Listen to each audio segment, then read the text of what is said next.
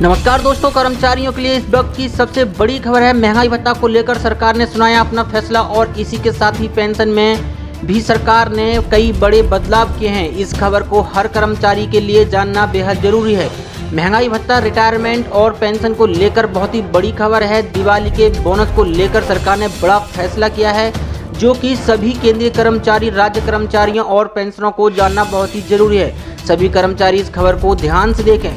इस वीडियो में सभी बड़ी खबरें आप विस्तार से जानेंगे, तो सभी खबरों को पूरा देखें। तो जान लेते हैं आज की पहली बड़ी खबर। जी हां, कोरोना इन्फेक्ट के समय दिवाली बिना बोनस के मनाना पड़ेगी। रेल कर्मचारियों को महंगाई भत्ते की तरह फ्रीज कर सकती है सरकार। जी हां, दिवाली के बिना बोनस मनाना पड़ सकता है। रेल कर्मचारियों को बड़ी मुसीबत हो सकती है। महंगाई भत्ते की तरह इस बार बोनस पर भी सरकार रोक लगा सकती है। जी हां, रेल कर्मचारियों को दीपावली का त्यौहार इस बार बिना बोनस के बनाना पड़ सकता है।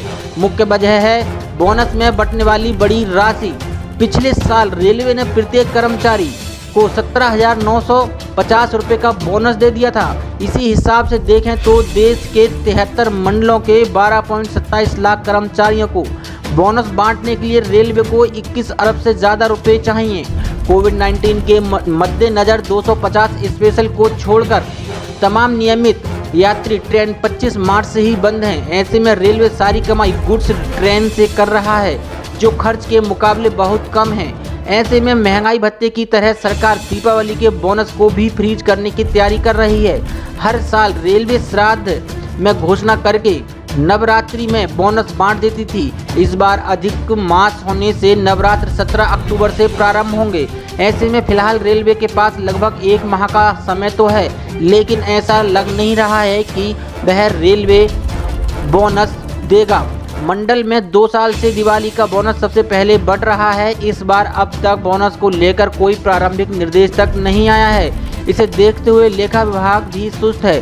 2019 में रेलवे ने दशहरे के 15 दिन पहले 23 सितंबर को ही 22.20 करोड़ का तथा 2018 में दशहरे से पहले 13 अक्टूबर को ही 22.94 करोड़ का बोनस बांट दिया था। संक्रमण काल में सरकार और देश की हालत को देखते हुए कुछ कर्मचारी व्यक्तिगत रूप से बोनस को मुद्दा बनाने के पक्ष में नहीं हैं। उनका मानना है कि सारा देश कोरोना से जंग लड़ रहा है, ऐसे में बोनस मांगना उचित समय नहीं है। विपरीत इसके कर्मचारी नेता के रूप में बोनस वितरण की मांग उठाई जा रही है। डीए महंगाई भत्ता जनवरी में 4% बढ़ा था, वह अब तक नहीं मिल पाया है। जुलाई की घोषणा अभी तक नहीं हुई है। सरकार ने इसे जुलाई 2021 तक के लिए महंगाई भत्ते को सरकार ने फ्रीज कर दिया है। उसके बाद ही पता चलेगा कर्मचारियों को ये कैसे मिलेगा।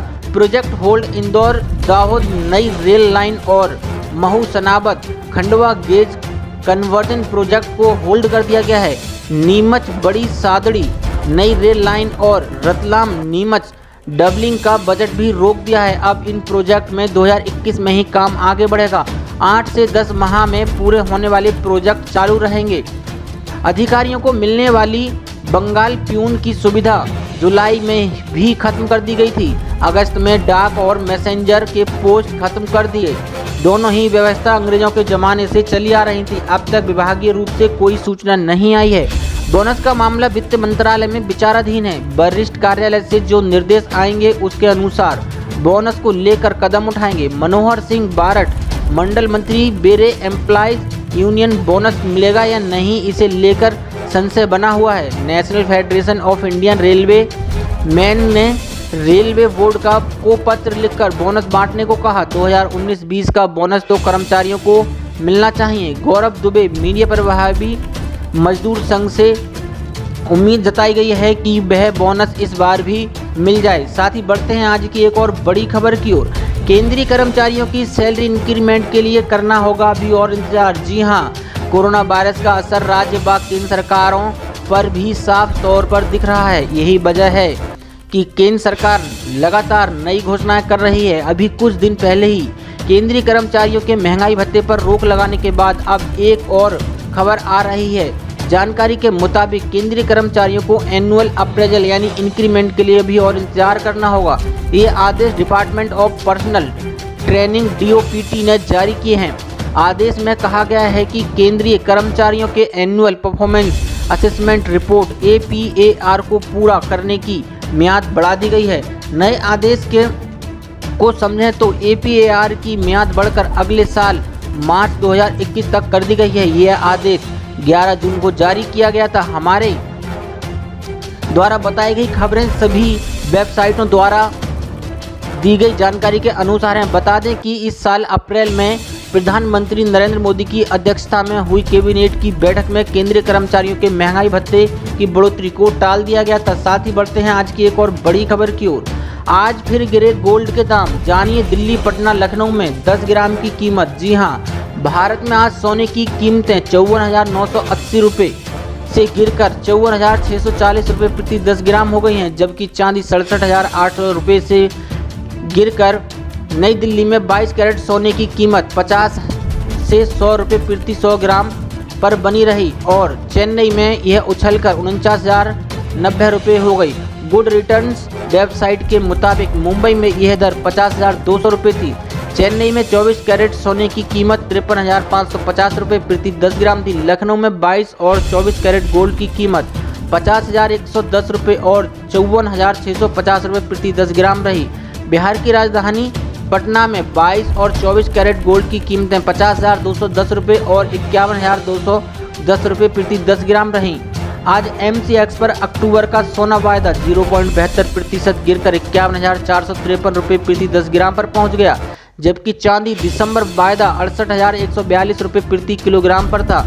HDFC सिक्योरिटीज के अनुसार गुरुवार को राष्ट्रीय राजधानी में सोने की कीमतें 608 रुपये घटकर 52,463 रुपये प्रति 10 ग्राम हो गई हैं। पिछले कारोबार में यह 53,071 रुपये प्रति 10 ग्राम पर बंद हुआ था।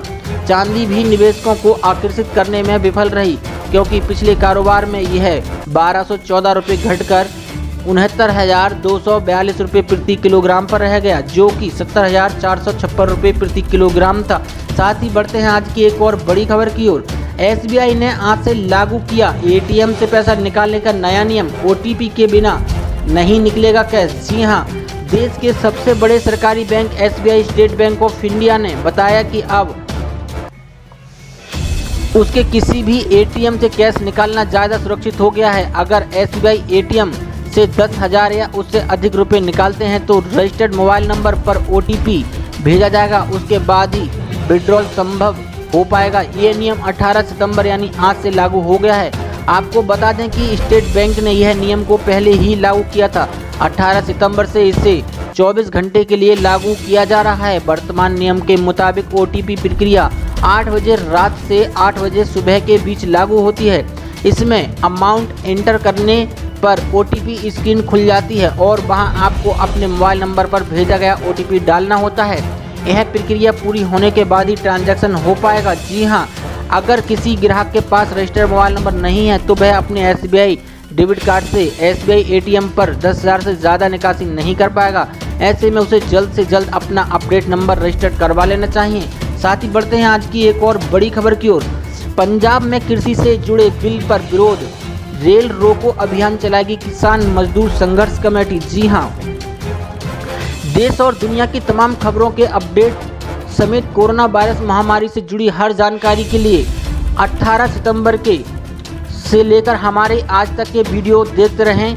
साथ ही बने रहें हमारे YouTube चैनल पर। भारत में कोरोना वायरस संक्रमण के मामले अब 51 लाख के पार हो गए हैं। भारत में अब तक करीब 83,000 से अधिक लोगों की मौत भी कोरोना से हो चुकी है। साथ ही 40 लाख से ज़्यादा लोग संक्रमण से ठीक भी हो चुके हैं। स्वास्थ्य मंत्रालय के अनुसार कोरोना मामलों की कुल संख्या अभी 51,18,254 है। वहीं एक्टिव मरीजों की संख्या 10,09,976 है। दूसरी ओर 40,25,080 मरीज ठीक भी हो चुके हैं। कोरोना से मरने वालों की संख्या अब 83,198 हो गई है। फिलहाल आंकड़े गुरुवार 17 सितंबर सुबह तक के ही हैं।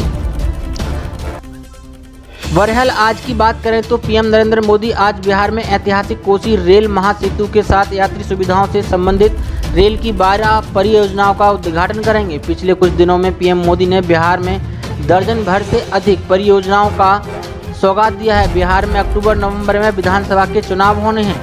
आज से झारखंड विधानसभा मानसून सत्र भी शुरू हो रहा है। ये 18 से 22 सितंबर तक चलेगा। सुशांत सिंह राजपूत की विसरा रिपोर्ट आज आ सकती है, इस पर भी नज़र रहेगी। दिन भर की तमाम हलचल के लिए इस वीडियो को और हमारे YouTube चैनल को लगातार देखते रहें। ऐसी बड़ी खबरों को देखने के लिए हमारे चैनल को सब्सक्राइब करें और वीडियो को लाइक और शेयर भी ज़रूर करें।